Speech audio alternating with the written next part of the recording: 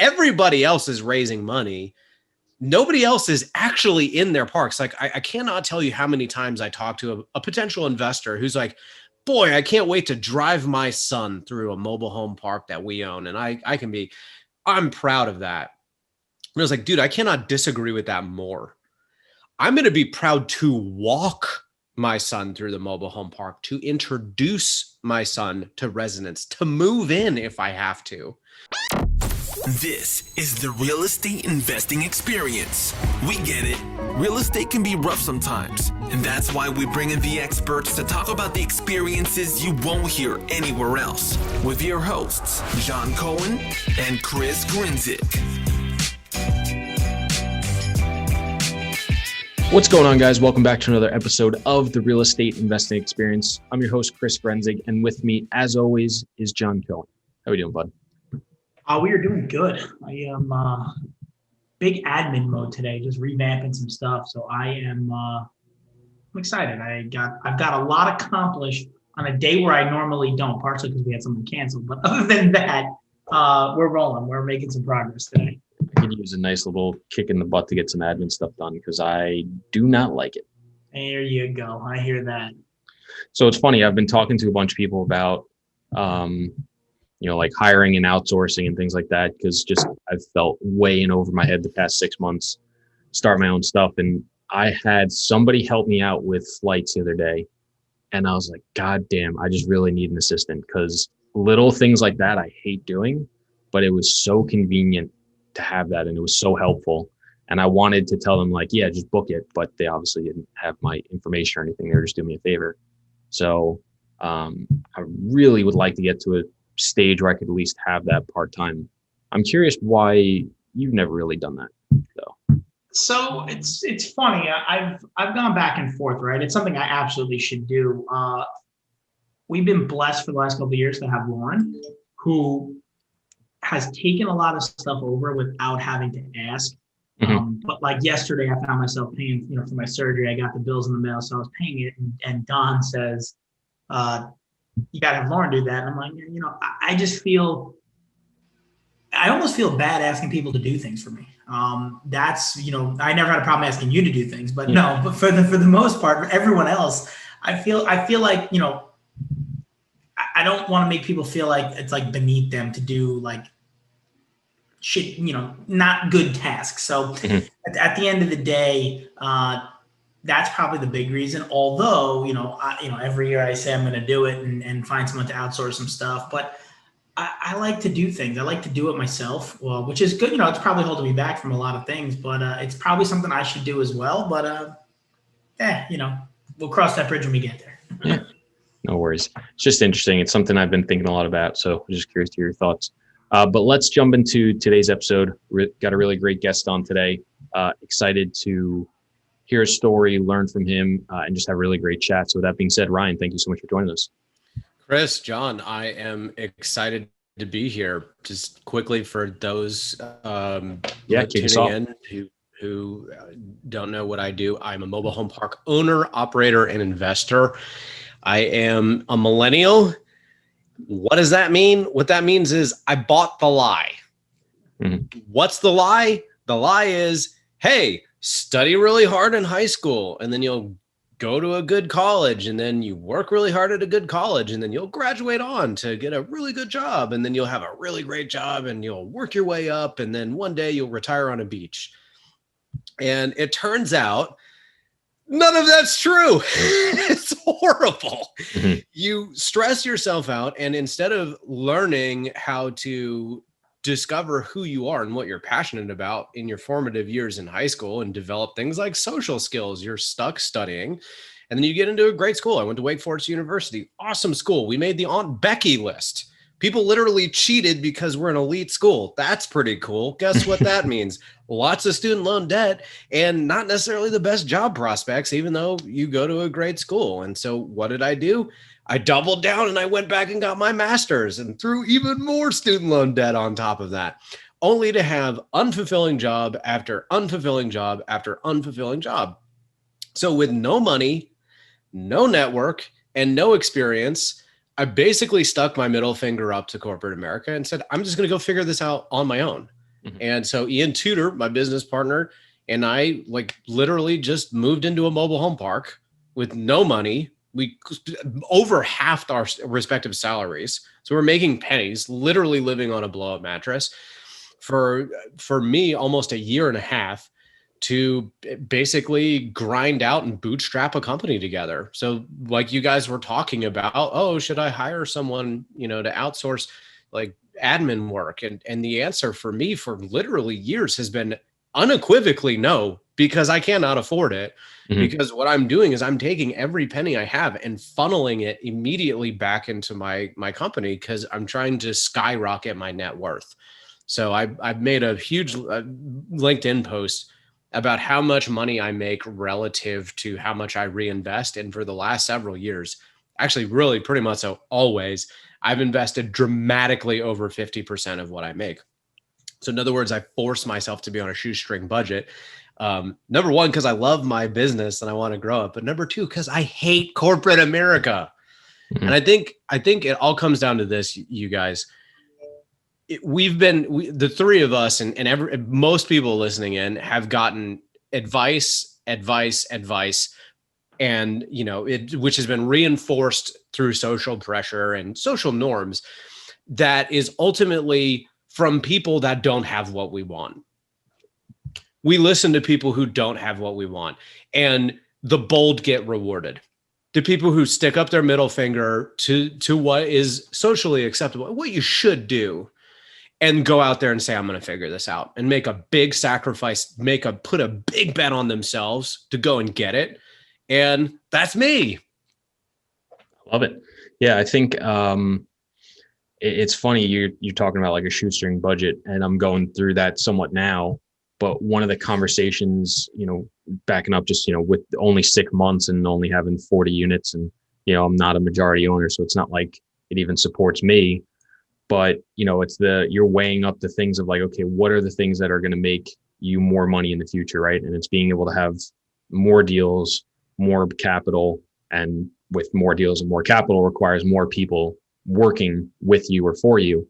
So it's like an interesting tandem of like, you're almost balancing like, or juggling 3 different balls. And it's like, okay, well, one's probably got to get invested in or grow quicker than the others. And then the others are going to have to catch up, relatively quickly, or, everything's going to tumble down and you got to take a step back. So that's the struggle that I've been going through, is like, hey, like what do we do next? Right. Because yes, I was able to buy a second deal pretty quickly and I'm happy, but things aren't as smooth as I would like them to be. So is it bringing in more people? Is it finding more deals? Is it getting through deals to then start raising money?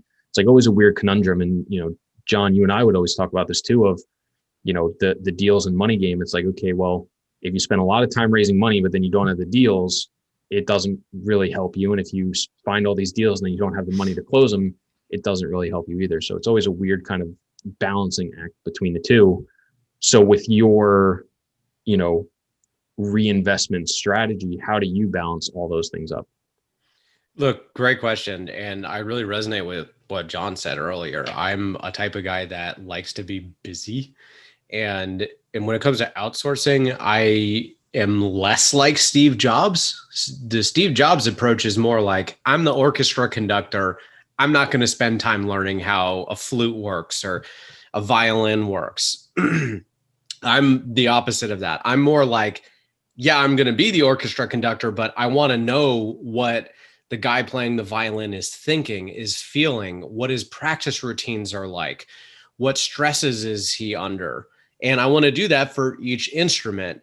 And that comes at a serious price, because like Tim Ferriss says, there's a difference between, or being productive and active aren't necessarily mutually exclusive, right? So in other words, you can be active doing things that are a complete waste of time. And I started with nothing. I mean, I had negative money basically starting out.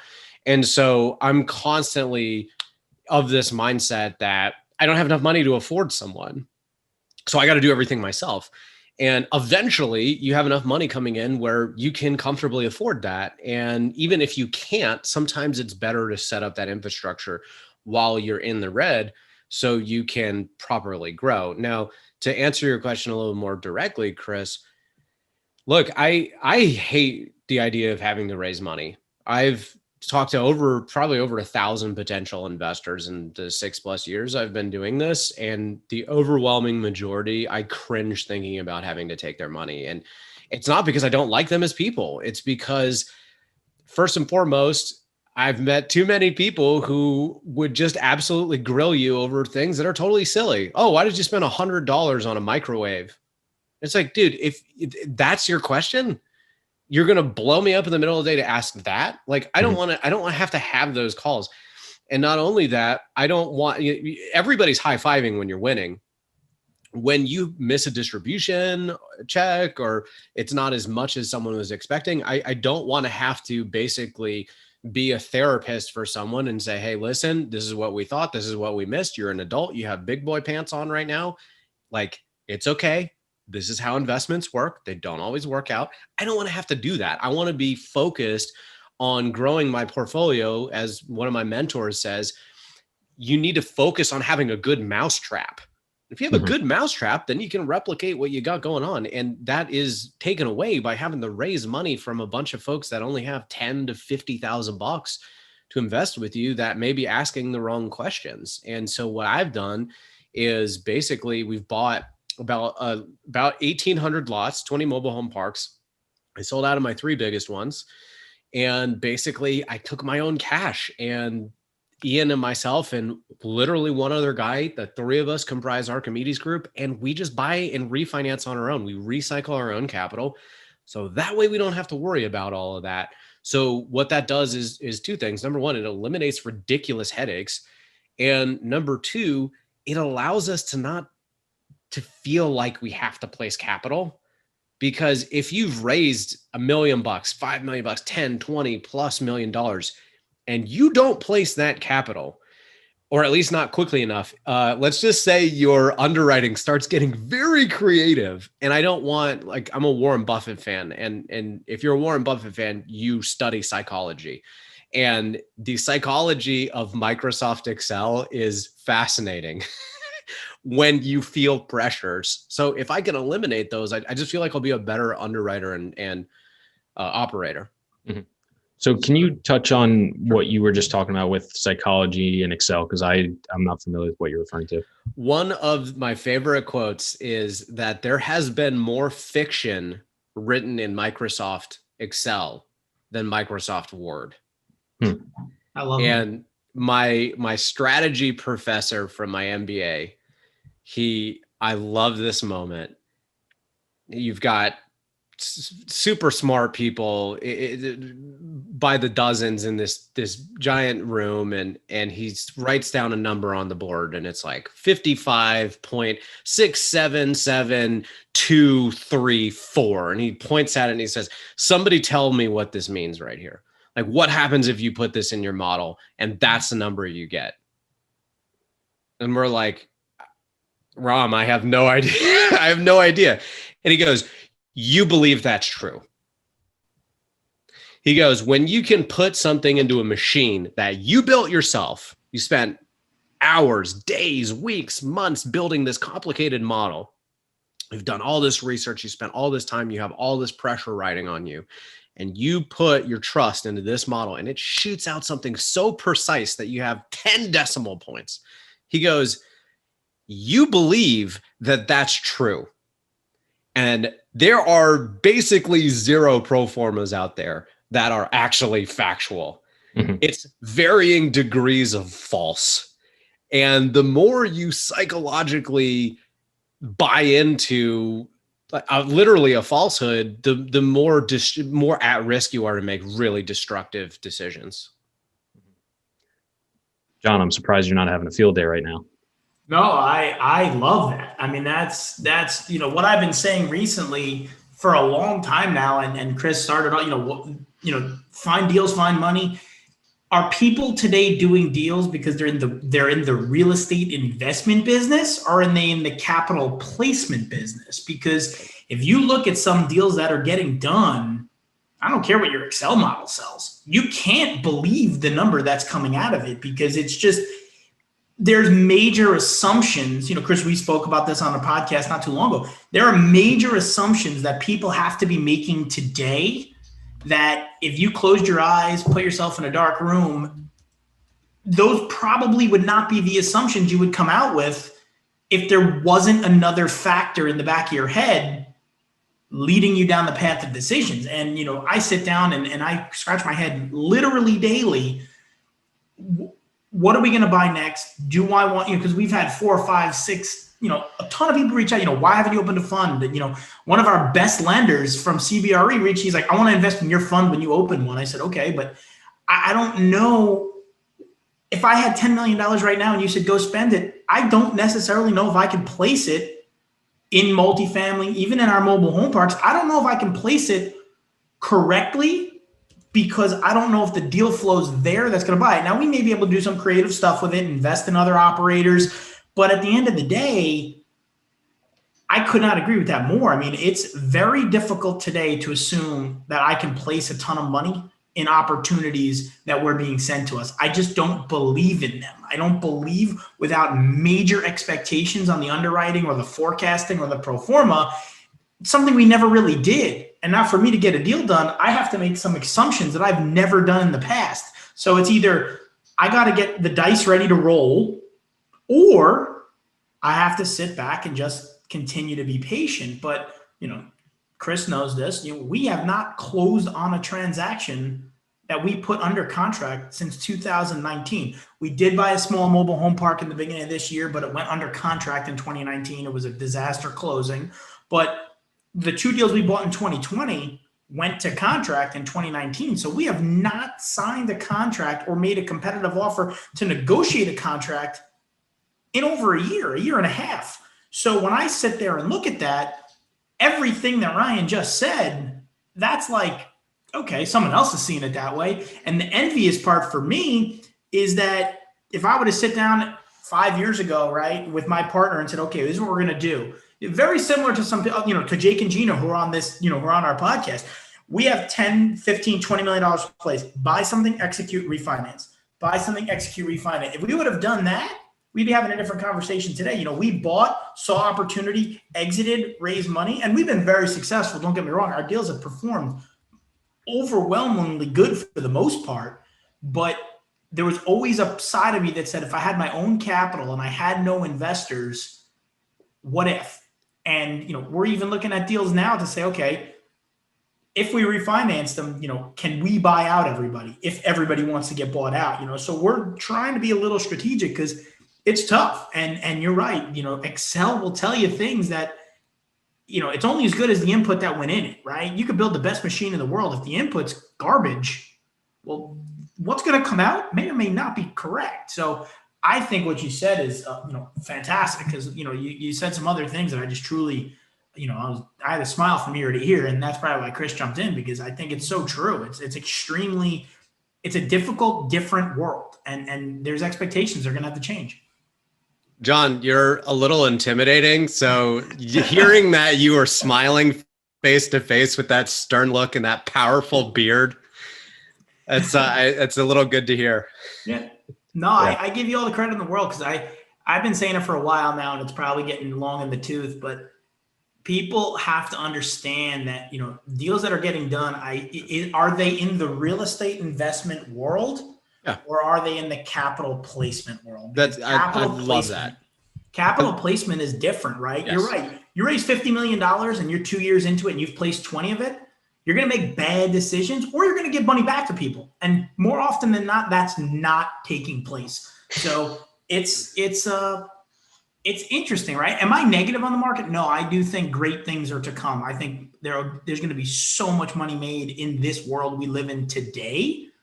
But with that being said, you still have to be selective, right? Just because, we've had great guests on this podcast, and I'm not going to call them out, but, they've done 10, 20, 30, 40, 50 deals in 2 years. And I'm like, how have you done 50 deals in 2 years or 20 deals in 2 years? And you're raising money for a new syndication and you're looking for a JV partner and you bought a book 12 months ago and now you're doing $30 million deals. That's not the norm. And now I will say, education today and resources today are at your fingertips 10 years ago that were never there. So I understand that people can get their hands on resources and have exponential growth, but there's still a level of 100 people, 20, 30, 40, 50% of them are going to make mistakes and bad mistakes. The other 20, 30, 40, 50, 60, whatever, may be super successful in everything they work, but there's a chunk of people that are going to get kicked in the face, and that's when something bad's going to happen. But until that happens, that's the next wave of opportunity, in my opinion. Agreed. Is that these people they're selling a security. They're not selling a residence, right? So in other words, they're not selling, Waterford apartment complex where you can rent for $1,000, 2-bedroom, utilities not included, right? That's their true product, but that's not the mindset they're taking into it. They're taking into this mindset, this is going to spit out a 10% cash on cash return. I'm going to raise a bunch of money at an 8% preferred return. I'm going to have a little bit of cushion, pay back my pref.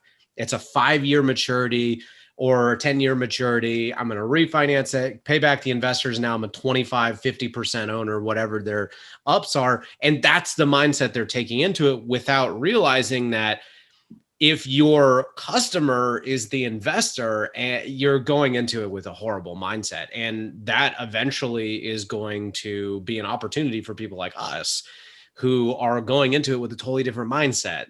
That's why I moved. That's a big reason why I moved into, or why it was easier to move into a mobile home park mentally, is I went, everybody else is raising money.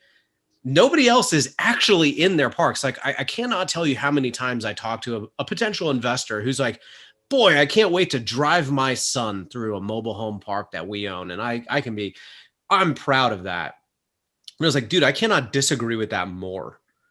I'm going to be proud to walk my son through the mobile home park, to introduce my son to residents, to move in if I have to, because I am selling a residence, not a security. If we were doing juice or coffee, what would we be doing? We would be drinking the juice or coffee. If we were selling cars, we would be driving that car. Like it's become a securities business. And to me, unfortunately, I agree with you, John. Unfortunately, I think this becomes the bigger fool theory. And what I mean by that is a lot of people are going to get bailed out who are really stupid and overly aggressive because the market is going to continue to go up. I don't see it going down. And I think a lot of these knuckleheads are going to end up doing incredibly well and look like geniuses by sheer fact that they got in at the right time. Yeah. So, and real quick, I have to say this. I can't remember who did this, but I loved it. It was some podcaster that has a huge following. He's got like 1,000 or 2,000 lots under, or units in apartments under active management. And he is not a millionaire. And I loved that because I know plenty of people that aren't even close to 1,000 lots who are $1 million, $2 million, $3 million in net worth. Just because you got a big fat number doesn't mean you're actually really crushing it. Mm-hmm. In fact, the less you have and the better you operate it, and the less you have to worry about investors and that, the more money you can actually make. So I hate having to like signal to the market that I know I'm doing. 1,800 lots, 20 mobile home park. Like I hate having to do that because to a certain degree, I feel like people need to know I'm legit. But dude, if it was up to me, I wouldn't tell anybody. Like, because it doesn't matter. It doesn't matter. The question is, how profitable are you? And I'm not going to put that publicly, So anyway, you just reminded me of that, and I felt like I had to say that. No, it's funny because we had, it wasn't a case study we did, but on a portfolio that we raised money for, and we had money committed on. It was the first one where one of our earlier slides in our deck was the total portfolio, and it showed like 4,000 units, 200 million, whatever. It showed such large numbers. And people look at that as like gospel. And it's like, just because, just that's the wrong way to look at it. I happen to be the same way, right? Do I like pounding my chest saying, I've done, this many deals. I wish I didn't have to. I wish there was the world that said you didn't have to do it that way, right? It could just be that, because you're right.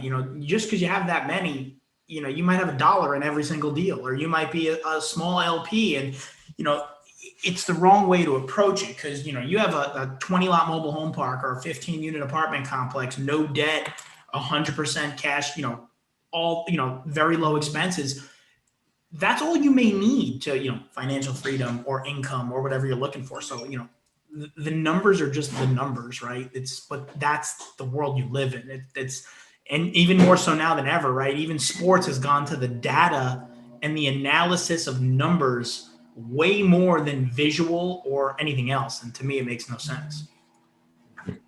No, I hear it 100%. And I think it's really interesting, Ryan, what you said, because I was having this conversation with my mom actually of, as I've been building this up over the last 6 months, I read a book called Clockwork. I don't know if you've read it, but it's got the premise of the book is to build your business so that you can go on a 4-week vacation and not check in once. So basically have this business running like clockwork. And he said the one thing that they focus on is something called the queen bee rule, the QBR. Basically, in a beehive, as long as the queen lives and continues to produce other bees, the beehive will live. So basically, what's the one thing that your business has to do? And everything else can fall by the wayside and you'll do well. And as I've looked at this, I've always thought so many people are, like you said, are so focused on, raising money, finding deals and stuff like that. And I said, if you just manage your property well, if you just take care of the residents and the property, for me, everything else is going to fall in line, right? If you take good care of property and residents, you'll find other properties because people will bring them to you. If your deals are performing well, people will want to invest with you. If your deals are performing well, if your investor relations isn't the best in the world, people will be okay with that. So it's like, yeah, you obviously want to do every single facet of your business as best as you can. But, when you really get down to the nitty gritty of what is the product or service you're selling, it has nothing to do with investing, right? Nobody looks at Amazon and says Amazon has a great investor relations business. I say Amazon has a great customer service business and people just happen to invest in it. And I kind of look at it the same way. I think the queen bee for what all three of us do is collections.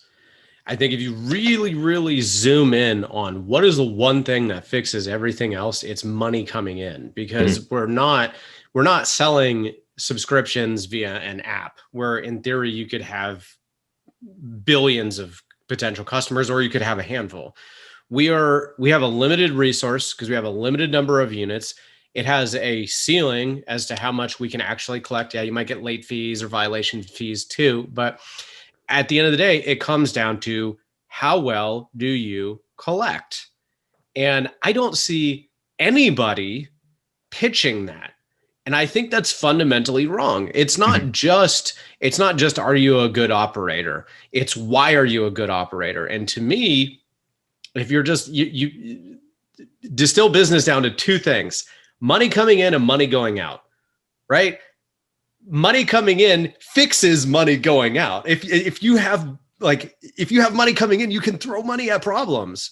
If you don't have money coming in, that is the one thing that it just blows my mind that people don't read, study, network with literally people that own collections businesses. Because what you'll learn from there, you can apply to what we do. And when you go and you eventually do have to pitch somebody, what better way to stand out as different than to say something that's, number one, outstandingly true that no one else is saying? Hey guys, the upside is limited here by what I can collect. We're running a collections business. You need to park your money with me because I study and understand collections businesses. So to me, mobile home parks and affordable housing in general, those are the pandemic, the only asset class that out collected mobile home parks in the pandemic were like data warehouses. Duh, right? Like everybody was at home. So everybody needed cloud services. And so to me, everybody's just focused on the wrong things. Like, I don't think I'm that smart or that talented of a person. I would rather be clever than smart, to be quite frank. And to me, that's like, there's so many just incredibly obvious things about multifamily in general that people, for whatever reason, people just don't see. Yeah. Well, I think it's with the rise of syndication and the ability to just raise money and have, a property management company, which is basically, the operator, everybody, whether you asset manage yourself or not, everybody's just glorified capital raisers and deal finders. Because it's apartment and housing and it's such a need for people, it's like the customers and the customer service experience and the collections and all that stuff and the expenses is all just kind of taken for granted because there's not going to be a wide margin of those things, or like so wide, right? Like, yeah, maybe it's 5-10% difference on different line items, but it's not so big that you can't just stick a property management company in there and you'll probably do within a certain bandwidth of expectation. Yeah, you may not optimize it the best. You may not, have the best resident satisfaction or the best collections or anything like that, but you can relatively easily do okay. And I think that's why people forget about all the things we're talking about so much. So I got my concentration in my MBA was business analytics statistics. So I got to do the fun things like all the cool analytics that they do for NBA and baseball. And I worked professionally for Carnival Cruise Lines. Mm-hmm. And what we did was we actually used statistics to optimally place ships, which was wicked cool. So you use all this crazy analytics to basically say, are we going to make more if we go to Cozumel or to Jamaica, right? So I guess the lesson that I kind of took away from that is that it's not, the problem with an Excel pro forma is it gives you one answer when you really should be looking at a spectrum, a bell curve of potential outcomes. And the thing of, if you're a stats geek listening in, the outcomes are more of a Poisson curve than a bell curve. And the reason is and what I mean by that is it's not a bell. It's more of like it's limited in how much you can make. So it's not a round, it's a wonky, long story short, your upside is limited, and your upside is limited because your rents are limited. Yeah, you can raise them up, but there's going to be a ceiling that you hit. And it's also going to be a ceiling on what you can sell your property for eventually. So in other words, your upside is limited. Your downside could be catastrophic, right? A hurricane could come through and insurance finds a way to not help you, right? The town, you bet on a secondary or tertiary market and the industry pulls out, right? Like, your downside is a whole lot bigger and you have a liquidity risk. So in other words, I think the one area that people kind of really fail also to really take a zoom in on is, instead of going, my IRR is going to be 16.54421, right? It should be, here's a range of possible outcomes and here's the likelihood of each. From there, you can create an expected value and go from there. Or you can do what I do and just invest in things that need a lot of work and are properties that you can do really well. And then you find a way to kind of exploit the risk reward spectrum. So in other words, I go after riskier properties that I know myself are actually not that risky because I'm using my own money and because I'm only pinpointing a handful of markets. So in other words, long story short, there's more than one way to do this. The riches are in the niches. So in other words, if you have a really unique strategy and you go at it, and also you never really should look at it as this is the IRR. No, you're going to have a range of possible outcomes and your upside is limited. Mm-hmm. I think too, what would be really interesting about the range also is I think it would really show people how much debt plays into it. Because I think so many people see that one number with 80% loan to cost, bridge loan with a lot of CapEx. So it's like, equal to the actual purchase price or higher, which can happen. And when you have that much leverage, the IRR moves much quicker with smaller assumptions. And I think people fail to realize that if you had the same deal, but with, 65% LTV, yeah, your IRR would be lower, but your range and your likelihood of being closer to that singular number or the most likely outcome would be significantly more likely than that deal with a lot more debt. And I think it would illustrate that point a lot more because I think, one, most people don't realize it until you start playing with models like we do, where you change assumptions and you do different underwriting techniques. And as you kind of stress test deals, you can see how quickly that, 15 IRR can fall to a 5 with a lot of debt versus with less debt. Yeah, it's financial engineering. Again, I think folks who do this professionally, capital raisers, I think their biggest issue is they're focused way too much on financial engineering and less about, is it a good business? I mean, Warren Buffett preaches this all day long. He's like, what I'm betting on good businesses, right? And we're going to operate them well.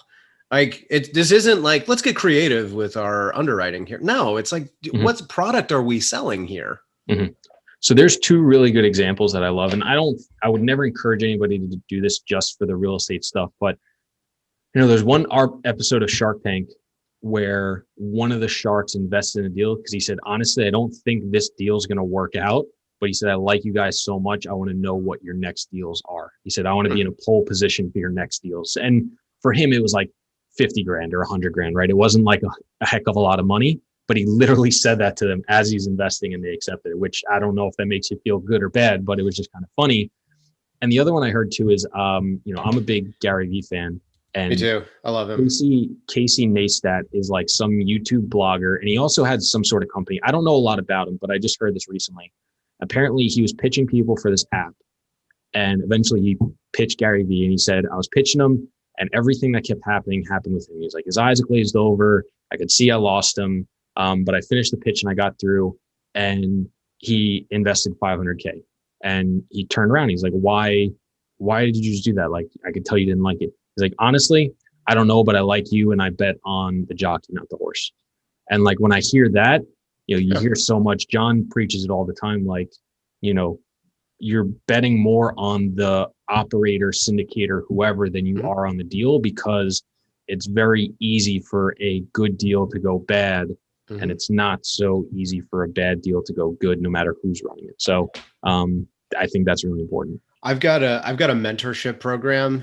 So we basically take a handful of people a month and basically just injects absolute rocket fuel into what they're doing. And there's several just mentees that I would love to back them financially. And I'll tell you why. It's because several of them just don't care. They will run through a brick wall. And even though I think, they got a lot to learn, like, dude, anybody who tells me I'm literally going to go and move into a mobile home park to chase my dreams, like, dude, I can count on one hand the number of people I know who did what Ian and I did. Like, I'm sorry, but that's how you win. Just like you were saying, you win. It's like Chris Sarka said about Twitter. He's like, I walked into Twitter and just it was a cult. I mean, I basically walked into a cult. He's like, the product made sense. The app made sense. Yeah. But he was like, no. Dude, this has a cult following. You have good people. Like you just said there, Chris, you're betting on the person, not necessarily the business. The great ideas exist everywhere. There are so many things that have to go right for a business to make sense beyond just, is there a market? Can I service that market?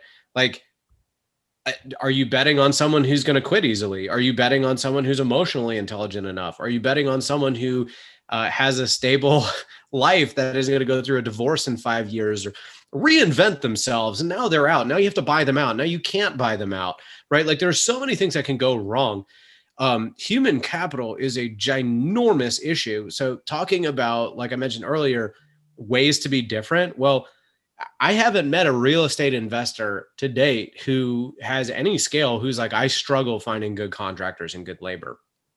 It doesn't matter if you're in Class A office or self-storage or mobile home parks or multifamily. It doesn't matter. You at some point in time are going to have trouble finding a contractor who has experience, money, right? That's shockingly not a lot of people want to get paid immediately because they don't have money. So experience, money, and time. Like, are they going to be reasonably priced and show up on time? And are you going to be able to book them? And so one thing that we did to be different is I literally taught myself Spanish, because I was like, I can open myself up to an entire different pool of potential residents and also contractors. And I hate to say this, but even when I'm in demographics that have like no Latinos, somehow or another, I find the Latinos because they want to work and they're trustworthy and they have experience, and maybe they don't necessarily have the capital, but I'm much happier fronting capital for someone who I can trust to get the job done. And a lot of times that turns out to be Latinos. So anybody listening in who's like, boy, I want to be different, here's another thing you can do. Literally go and teach yourself Spanish. Took me years. I sound like my Hispanics literally call me El Blanco. That means the white. So I don't sound good. My Spanish teacher growing up would probably kill herself if she heard me, but guess what? They can understand me. And because of that, I can find good contractors where most people can't. Mm-hmm. So like, it's not just finding, operators to bet on. It's also finding good residents and good contractors. Yeah. At the end of the day, if you like look at take a sports bet, people think they're betting on the outcome. But if you really look at that, if you bet the Yankees to beat the Mets, there's 9 players on each team. You're not betting on the Yankees to beat the Mets. You're betting on the 9 players and you're betting on the individuals to play better than the others. And you're investing in the syndication. If you're investing in the piece of paper that says you're going to get an 18, you're foolish, because to get the 18, it's got to be executed. You find the right contractor. You're right. I say the same thing. I just had this conversation last Friday. I will bet and invest on people that know what they're doing in the spaces they're in, because if I trust and know they can execute, I don't care what they bring to the table as far as the investment, because the person can deliver. And at the end of the day, that's really what you're going about, whether it's in mobile homes or e-commerce, it doesn't matter. You're betting on the individual to execute the plan, and you're betting on people.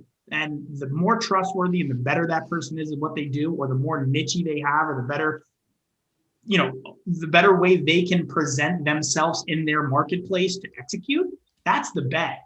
Whether it's an investment or not, it's a gamble of some sort, but you're gambling on the person running the show. So the farther you are removed from the person running the day-to-day, the more likelihood you have to assume your deal can go sideways. So when you're investing in a capital raiser that's putting money into a syndication that is then using third party, think about where you sit on that spectrum.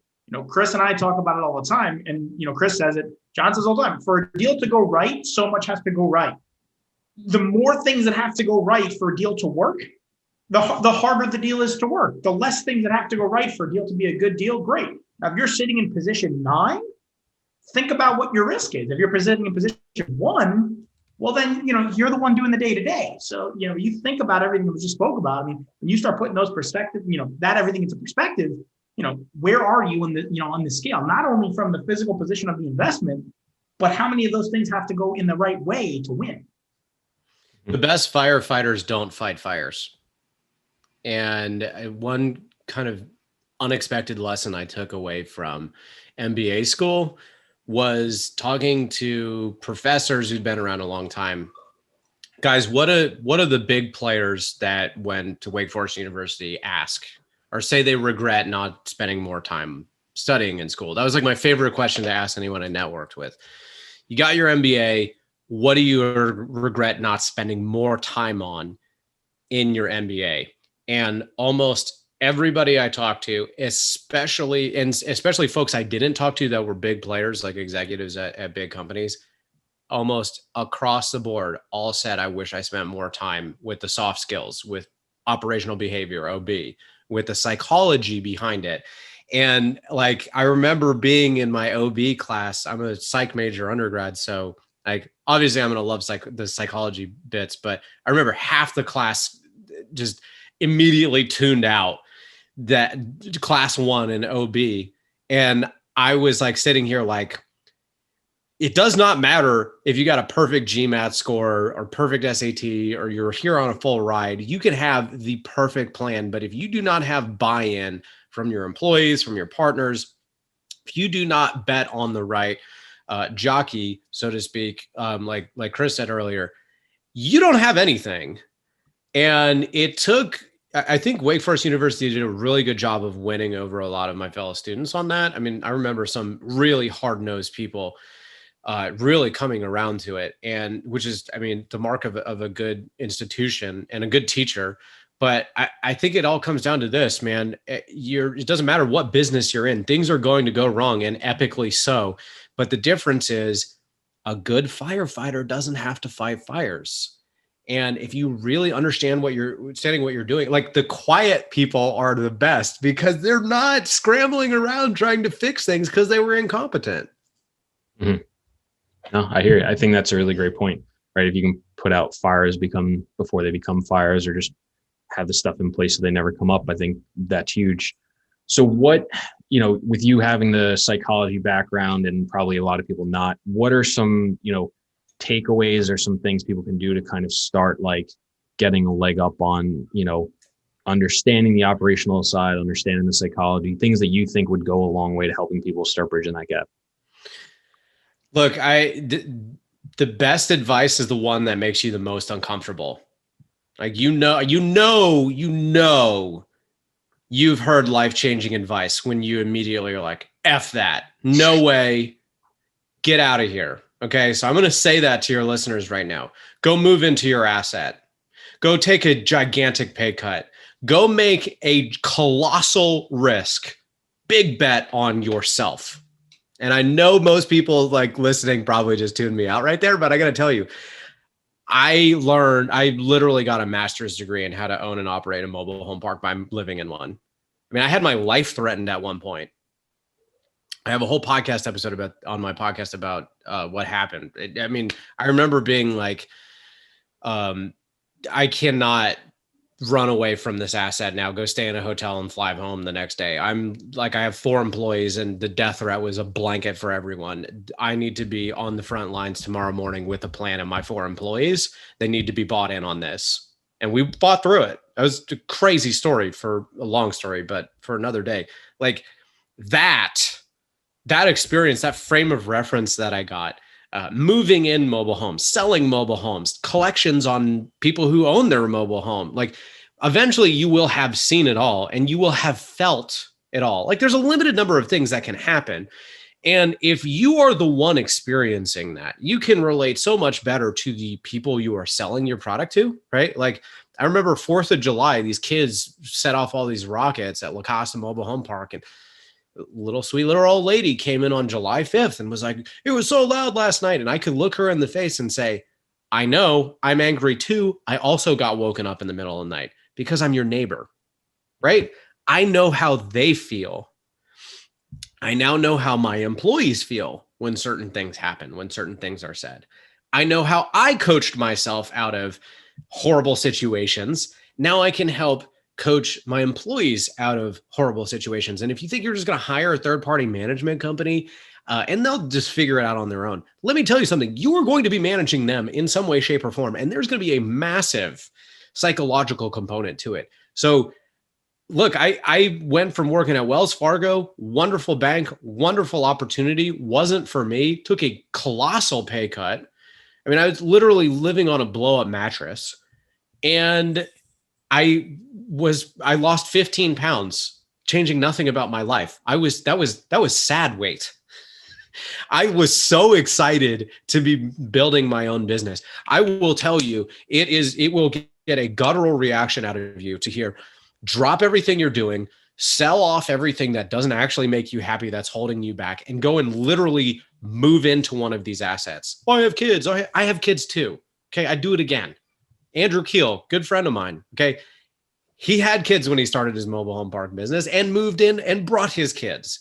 Like, that is not an excuse. So in other words, like, for those listening in, if you haven't already turned this podcast off, oh my God, go move into your asset. If you're doing multifamily, and run it yourself, at least out of the gate. The education alone will change your life, if not helping you lose some sad weight. Mm-hmm.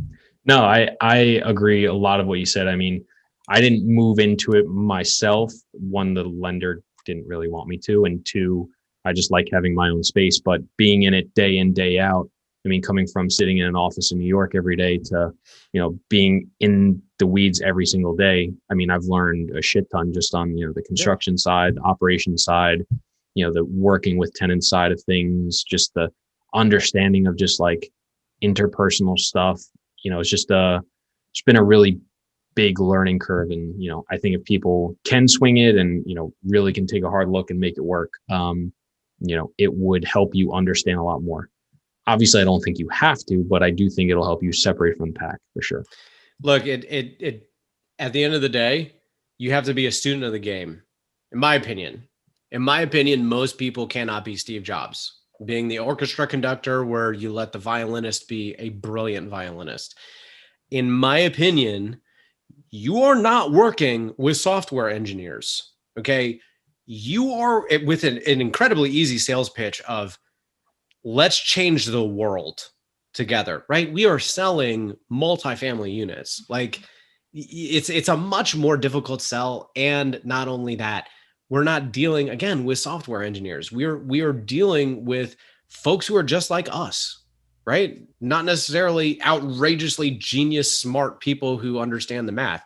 And because of that, it behooves you to be a student of the game. Again, if you want to be different, you don't have to do it my way. I'm just saying I didn't have any money and this was the only way I saw to get in. So whether you want to live there, dude, go get the knowledge some way, somehow. Like it will make you different, and go and do what is harder.